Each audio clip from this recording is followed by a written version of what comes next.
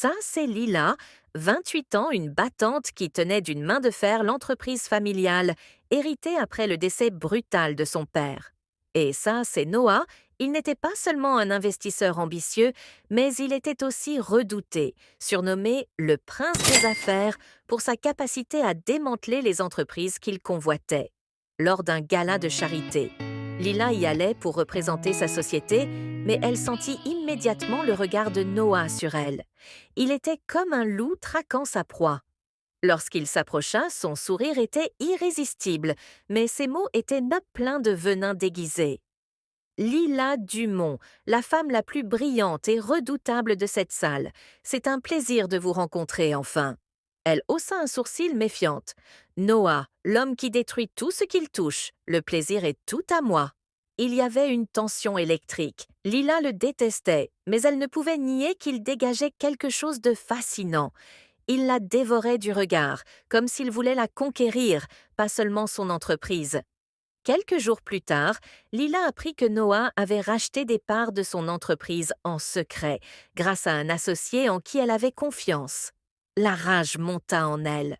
Comment avait-elle pu se laisser distraire par ce sourire? Le soir même, elle se rendit chez lui, déterminée à lui dire ses 4 vérités.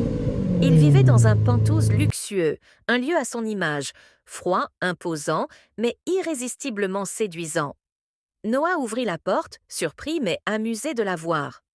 Je savais que tu viendrais, mais je t'avoue, je ne m'attendais pas à ce que ce soit si tôt. Arrête ton petit jeu, Noah. Qu'est-ce que tu veux? Lança-t-elle, ses yeux brillants de colère. Noah s'approche, son regard brûlant d'intensité. Tu sais très bien ce que je veux, Lila, ton entreprise, et peut-être toi aussi. Elle resta figée, prise dans le tourbillon de ses émotions, mais surtout un désir qu'elle n'arrivait pas à contrôler. Lila tenta de se ressaisir. Elle pointa un doigt accusateur vers lui. Tu n'es qu'un manipulateur. Tout ce que tu fais, c'est détruire les gens.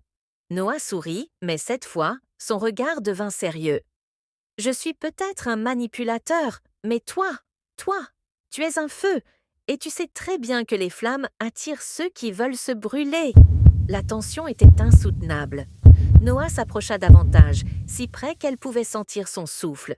Pendant un instant, elle crut qu'il allait l'embrasser. Son cœur battait la chamade, partagé entre le rejet et l'envie.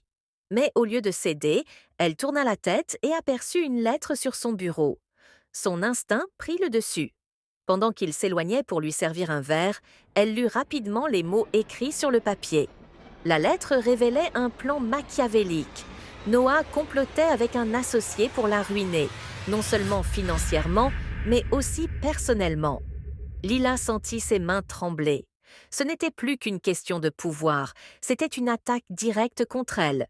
Elle posa le verre qu'il lui tendait et planta son regard dans le sien. Tu as raison, Noah. Les flammes attirent les imprudents, mais souviens-toi, elles finissent toujours par brûler.